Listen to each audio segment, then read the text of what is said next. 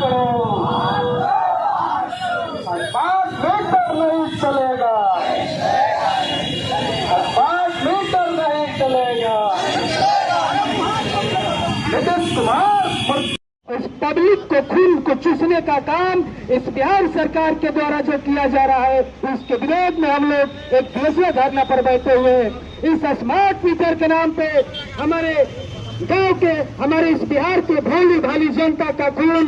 लूटने का काम करती है ये बिहार की सरकार। उस स्मार्ट मीटर के नाम पे खून चूसने का काम कर रही है। स्मार्ट मीटर से शाम में पता चलता है कि रिचार्ज कराया जाता है, शाम में आदमी बैलेंस देखता है कि 200 रुपया बैलेंस है, और सुबह में पता चलता है कि 500 रुपया माइनस हो जाता है। इस प्रकार से, इस तरह नाना प्रकार के स्मार्ट मीटर में धांधली कर करके इस हमारे भोली भाली जनता को इस बिहार सरकार के द्वारा, इस नीतीश कुमार के द्वारा ठगने का काम किया जा रहा है। साथियों, स्मार्ट मीटर आप देखेंगे, जो स्मार्ट मीटर लगाया जा रहा है उसमें लिखा हुआ है अडानी ग्रुप। आप इसको मूर्ख बनाने का काम करते हैं। आप अडानी और अंबानी को अपने आकाओं से इस कमीशन खाने का काम करते हैं और इस स्मार्ट मीटर के नाम पर उनको अपना फायदा पहुंचाने का काम करते हैं और हमारे जनता को, भोली भाली जनता को कर्ज में डालने का काम करते हैं, पैसा लूटने और चूसने का काम करते हैं। इसलिए हम बिहार सरकार से और माननीय नीतीश कुमार से बहुजन समाज पार्टी के कार्यकर्ता होने के नाते यहाँ पे आपको बता देना चाहते हैं, नीतीश कुमार जी, आप तत्काल प्रभाव से इस स्मार्ट मीटर को बंद करके पुराने वाले मीटर को इस पूरे बिहार में लागू करने का काम करें। अगर ऐसा नहीं करते हैं तो आने वाले दिनों में आपको इसका अंजाम बहुत बुरा होगा, उसको भुगतना होगा। बिहार की सड़कों पे इस बहुजन समाज पार्टी के पदाधिकारी, बहुजन समाज पार्टी का कार्यकर्ता इस पटना की गलियों को जाम करने का काम करेंगे, पटना के सड़कों को जाम करने का काम करेंगे और तंतोगतरा इस स्मार्ट मीटर के नाम पे जो कानून लेकर के आप इस स्मार्ट मीटर को लगा के लोगों को तंग करने का काम करें, उसको बंद करना ही पड़ेगा। साथियों, दूसरी बात, जो आप भूमि सर्वे के नाम पे भूमि सर्वे ठीक है कराइए, लेकिन बिना तैयारी के आप भूमि सर्वे ला देते हैं और हमारी आम जनता को, जो गांव और देहात में खास करके गरीब तबके के लोग रहते हैं, कुछ पढ़े लिखे कम होते हैं, उनको दौड़ा करके इस करेले का चक्कर लगा करके परेशान करने का काम करते हैं और ऊपर से धांधली करने का काम करते हैं। ये कागज बनवाना है, वो कागज बनवाना है और कागज बनवाने के नाम पे भ्रष्टाचार करने का काम करते हैं। इस बिहार सरकार के पदाधिकारी जो जाते हैं, कर्मचारी जो है, हमारे आम जनता को दौड़ा करके भ्रष्टाचार करने का काम करते हैं और बिना तैयारी के आप इस जो भूमि सर्वे का काम कर रहे हैं इसको बंद करके पूरा तैयारी के साथ हर एक पंचायत में अपना पदाधिकारी नियुक्त कीजिए। आपको सबको पता है, किसी का डाटा किसी से छुपा नहीं है। आज ऑनलाइन का जमाना है और ऑनलाइन में किसी का डाटा अगर चाहे जब निकाल सकते हैं। ये सरकार का काम है और सरकार को इसकी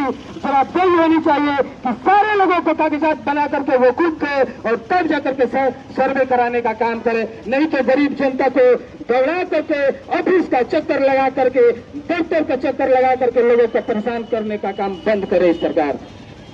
आज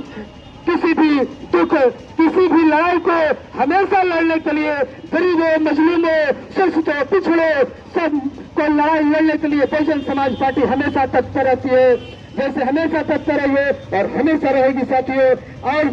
जो हमारे आज तक जिसको हमारे इस सरकार में जो भी पार्टियां हैं, बहुजन समाज के नाम पे, हमारे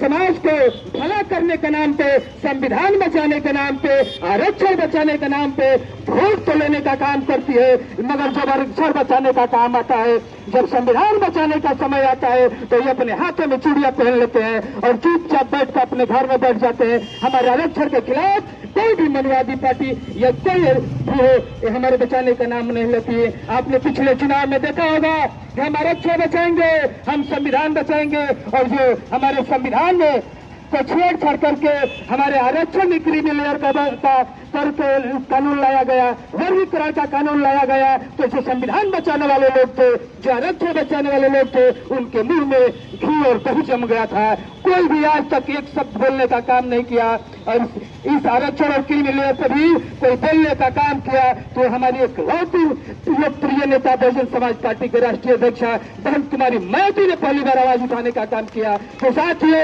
हम सभी का भला, हम सभी का आवाज अगर कोई उठाने का काम करेगा, हम सभी की आवाज को बुलंद करने का कोई काम करेगा, हम सभी को हक और अधिकार दिलाने का कोई काम करेगा तो बहन कुमारी मायावती जी है और कोई नहीं हो सकता है। साथियों, हमारे पूरे देश के लोगों को मैं मिस्टर